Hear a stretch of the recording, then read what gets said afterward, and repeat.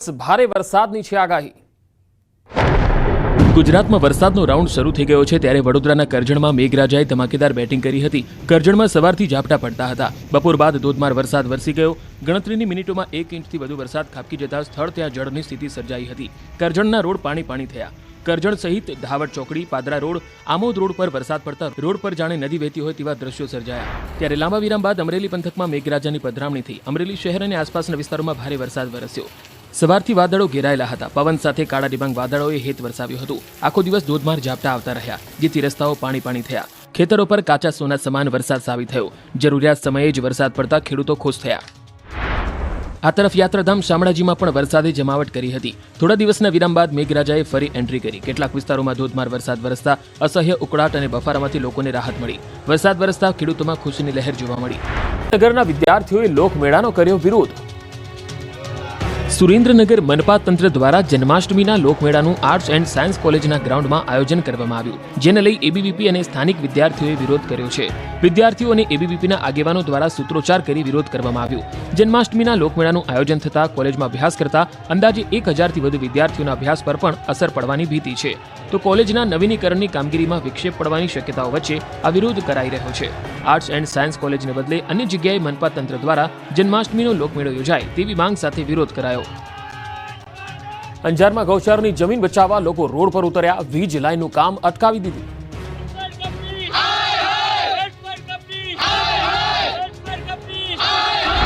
અંજારમાં ગૌચરની જમીન બચાવવા માટે ગ્રામજનો અને ખાનગી કંપનીના કર્મીઓ આમને સામને આવી ગયા હતા। અંજાર પાસે આવેલી ખાનગી કંપની સામે ગામ લોકોએ વિરોધ કર્યો હતો। કંપનીએ અજાપર ગામમાં ગૌચર જમીનમાં વીજ લાઇન પસાર કરવા માટે કામગીરી શરૂ કરતા ગ્રામજનોએ રોડ પર ઉતરી હલ્લાબોલ કર્યો હતો। અંજાર તાલુકાના 4 ગામોમાંથી વીજ લાઇન પસાર થવાની છે। ગામના લોકો સાથે કોઈ પણ વાત કર્યા વગર કંપની દ્વારા ટાવર નાખવાનું કામ શરૂ કરાયું હોવાથી લોકો વિફર્યા હતા। કામ અટકાવ્યું હતું। આ દરમિયાન પોલીસ અને સ્થાનિકો વચ્ચે ઘર્ષણ પણ સર્જાયું। ઘર્ષણ વધતા મોટી સંખ્યામાં પોલીસે ઘટના સ્થળે પહોંચી અને હળવો લાઠીચાર્જ કર્યો હતો। ગામના લોકોની માંગ છે કે યોગ્ય વળતર નહીં આપવામાં આવે તો વિરોધ ઉગ્ર થશે। મોરબીમાં 4 દિવસમાં 216 દારૂડિયા પકડાયા। મોરબી જિલ્લા પોલીસ વડાના નેજા હેઠળ શહેરમાં ફૂટ પેટ્રોલિંગ કરવામાં આવ્યું। સાથે જ ટ્રાફિક નિયમોનો ભંગ કરનાર વાહન ચાલકો વિરુદ્ધ કાર્યવાહી કરી, જેમાં 4 દિવસ દરમિયાન 4 લાખ જેટલો દંડ વસૂલ કરવામાં આવ્યો અને અનેક વાહનોમાંથી બ્લેક ફિલ્મ દૂર કરવામાં આવી। આ સાથે જ પ્રોહિબિશન ડ્રાઈવનું પણ આયોજન કરવામાં આવ્યું, જેમાં જિલ્લાભરના વિવિધ પોલીસ મથકો તેમજ એલસીબી, એસઓજી સહિતની ટીમો દ્વારા ઠેર ઠેર દેશી વિદેશી દારૂના બુટલેગરો વિરુદ્ધ કાર્યવાહી કરાઈ, જેમાં 4 દિવસ દરમિયાન કુલ 216 જેટલા પ્રોહિબિશનના કેસ નોંધવામાં આવ્યા અને આ તમામ કેસમાં કુલ 36 લાખથી વધુના મુદ્દામાલ કબજે કરી કાર્યવાહી હાથ ધરી। ભાવનગરમાં આંગણવાડી અને બગીચા બન્યા દારૂડિયાના અડ્ડા। ભાવનગર શહેરની આંગણવાડીઓ, બગીચા દારૂડિયાઓના અડ્ડા બન્યા છે।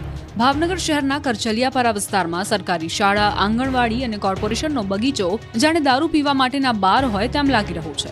અહીં દારૂડિયાઓ અડ્ડો જમાવીને બેસે છે અને દારૂ પીને બોટલો ફેંકી દે છે। આ અંગે તાજેતરમાં જ કરચલિયાપરા વોર્ડ બાબતે ભાજપના નગરસેવકો દ્વારા ગૃહમંત્રીને પત્ર લખીને રજૂઆત કરાઈ છે। સરકારી શાળા અને આંગણવાડીમાં વિદ્યાર્થીઓ અભ્યાસ કરવા માટે આવે છે, ત્યાં જ દારૂડિયાઓ દ્વારા મહેફિલ માણવામાં આવી રહી છે। અનેક વખત પોલીસને રજૂઆત કરવામાં આવે છે, કંટ્રોલમાં પણ જાણ કરવામાં આવે છે, તેમ છતાં અસામાજિક તત્વો અને ખુલ્લેઆમ વેચાતા દારૂ પર કોઈ અંકુશ લાગી શકતો નથી।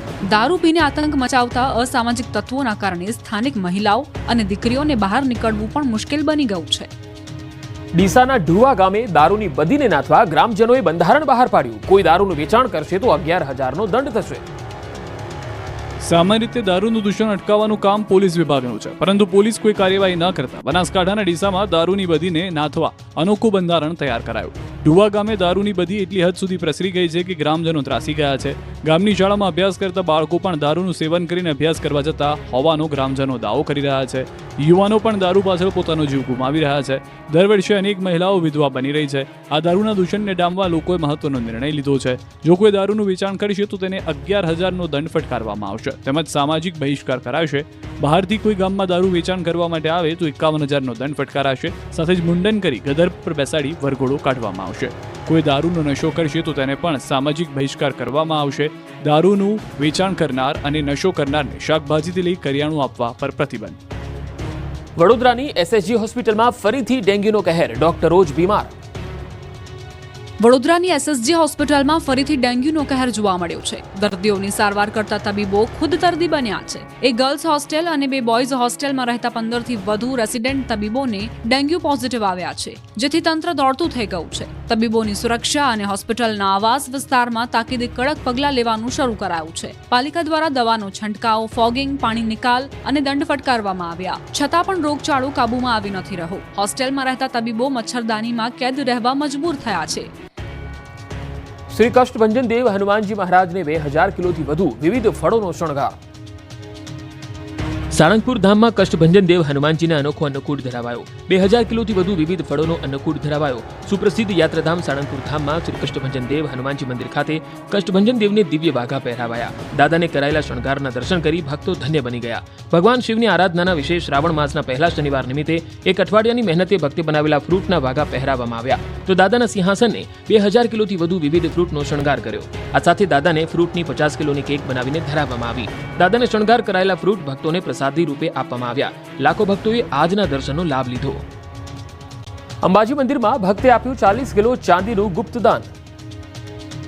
ભક્તે માતાજીના ચરણોમાં 40 કિલો ચાંદી અર્પણ કરી. સુપ્રસિદ્ધ યાત્રાધામ અંબાજી સ્થિત જગત જનની માં અંબાજી માતાજીના મંદિરે એક ભક્તે 40 કિલો ચાંદીનું દાન આપ્યું. અંબાજી મંદિર ટ્રસ્ટને અંદાજિત 46 લાખ કિંમતનું 40 કિલો ચાંદીનું દાન અર્પણ કરવામાં આવ્યું. આ દાનમાં ચાંદીના ભવ્ય દ્વાર, છત્ર અને થાળીનો સમાવેશ થાય છે, જે માતાના ચરણોમાં અર્પણ કરવામાં આવ્યા છે. અમદાવાદના એક નનામી શ્રદ્ધાળુ પરિવાર દ્વારા આ અમૂલ્ય ભેટ માતાજીને અર્પણ કરવામાં આવી છે. અમદાવાદના શ્રદ્ધાળુઓએ ગબ્બર ગોખના દરવાજા અને ભૈરવજી મંદિર નિજાડીના દ્વાર બનાવી આ ભેટ માતાના ચરણે ધરી છે. અંબાજી મંદિર ટ્રસ્ટના ટેમ્પલ ઇન્સ્પેક્ટર અને વહીવટદારે વિધિવત રીતે આ દાનનો સ્વીકાર કર્યો હતો. મંદિર ટ્રસ્ટ દ્વારા દાતા પરિવારનો આભાર વ્યક્ત કરવામાં આવ્યો છે. શ્રાવણ માસ શરૂ થતાં જ ફૂલોના બજારમાં આવી છે રોનક. ફૂલોના ભાવમાં 10% સુધીનો વધારો. શ્રાવણ મહિના શરૂ થતાં જ ફૂલોની બજારમાં ભાવ વધારાની ફોરમ ફેલાઈ છે. અમદાવાદ સહિત રાજ્યભરની ફૂલોની બજારમાં રોનક આવી ગઈ છે. પૂજા વિધિ માટે ફૂલોની માંગ નીકળતા ફૂલોના ભાવમાં 5 થી 10% જેટલો ઉછાળો આવ્યો છે. હાલમાં બજારમાં ઓરેન્જ અને યલો મેરીગોલ્ડ, ગલગોટા, વ્હાઇટ સેવન ફ્લાવર, દેશી ગુલાબ, રજનીગંધા અને મોગરા જેવા ફૂલોની માંગ ખૂબ છે. ફૂલ બજારમાં બેંગ્લોર, ઊટી, નાસિક, મધ્યપ્રદેશ અને કલકત્તાથી ફૂલો આવી રહ્યા છે. આ વખતે આવક વધુ અને માંગ ઓછી છે. વરસાદના કારણે પલળેલા ફૂલો આવતા હોવાથી લોકો જરૂરિયાત મુજબ જ ફૂલોની ખરીદી કરે છે. ત્યારે ફૂલોના ભાવની વાત કરીએ તો અમદાવાદમાં ગુલાબના ભાવ 1 કિલોના 150 થી 200 રૂપિયા છે. મોગરા ફૂલનો 1 કિલોનો ભાવ 700 થી 800 રૂપિયા છે. નાસિકના ગલગોટા ફૂલના ભાવ કિલોના 72 થી 80 રૂપિયા. મધ્યપ્રદેશના ગલગોટાના કિલોના ભાવ 40 થી 50 રૂપિયા. જુઈ ફૂલના કિલોના ભાવ 1200 રૂપિયા છે. વેપારીઓના મતે આર્ટિફિશિયલ ફૂલોએ ઓરિજિનલ ફૂલોની માર્કેટ તોડી છે. ગત વર્ષે એડવાન્સ ઓર્ડર પણ મળ્યા હતા, પરંતુ ચાલુ વર્ષે એડવાન્સ ઓર્ડર પણ નથી મળ્યા. ત્યારે વેપારીઓને આશા છે કે આગામી દિવસોમાં ઘરાકી નીકળશે. અત્યારે ગલગોટાની પ્રાઇસ જોવા જઈએ ને તો નાસિકનો જે માલ છે 72 to 80 રૂપીસ વેચાઈ રહ્યું છે, અને જે એમપીથી માલ આવી રહ્યો છે 50 રૂપિયા 40 રૂપિયા વેચાઈ રહ્યું છે. ભાવની અંદર કમ્પેરિઝનમાં જોવા જઈએ ને તો ઘરાકી નથી. જે અમે લોકોને લાગતું હતું જે ડિમાન્ડ આવશે એટલી ડિમાન્ડ નથી ને સામે સપ્લાય બહુ છે. જેતપુરનો સાડી ઉદ્યોગ મંદીના ભરડામાં સપડાયો. વિશ્વ પ્રસિદ્ધ રાજકોટ જેતપુરનો સાડી ઉદ્યોગ મંદીના ભરડામાં સપડાયો છે. સાડીના કાપડના થતા ભાવ વધારાને કારણે મંદીનો માહોલ જોવા મળી રહ્યો છે. એક તરફ કાપડના ભાવમાં વધારો તો બીજી તરફ ખરીદીમાં પણ ઘટાડો થયો. થોડા સમયથી કાપડના ભાવમાં વધારો જોવા મળી રહ્યો છે. જેતપુરમાં 1400 કરતાં વધુ કારખાનાઓ આવેલા છે, જેમાં મોટાભાગના કારખાનાઓમાં મંદી જોવા મળી રહી છે. કાપડના ભાવમાં વધારાની સાથે અહીં જે પ્રિન્ટિંગ કાપડનું ઉત્પાદન થાય છે તેમાં 1 મીટરમાં 4 રૂપિયા જેટલો વધારો થઈ ગયો છે, જેને લઈને માંગમાં પણ ઘટાડો થયો છે. ત્યારે સરકાર કાપડના ભાવ સ્ટેબલ કરે તેવી માંગ ડાઇંગ એસોસિએશનના પ્રમુખે કરી છે. અમદાવાદના ખાડિયામાં છવાયું ટેન્કર રાજ. આ દ્રશ્યો કોઈ ગામડાના કે નાના શહેરના નથી. આ તો કહેવાતા સ્માર્ટ શહેર અમદાવાદના છે. ઉનાળામાં પાણીની તંગી હોય પણ અમદાવાદના ખાડિયા વિસ્તારમાં ભર ચોમાસે પાણીની તંગી સર્જાઈ છે.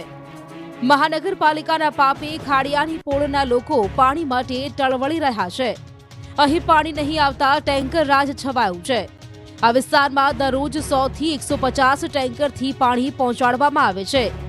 એક ટેન્કર 12 થી 15 ફેરા કરે છે. જ્યારે ટેન્કર આવે ત્યારે પાણી માટે રીતસરની પડાપડી થાય છે, પણ ફ્લેટમાં રહેતા વડીલોને પાણી પહોંચાડવામાં ભારે મુશ્કેલી પડી રહી છે. રહેવાસીઓનો આક્ષેપ છે કે સમયસર ટેન્કર આવતું ન હોવાથી નોકરી સ્થળે પણ મોડા પહોંચી રહ્યા છે.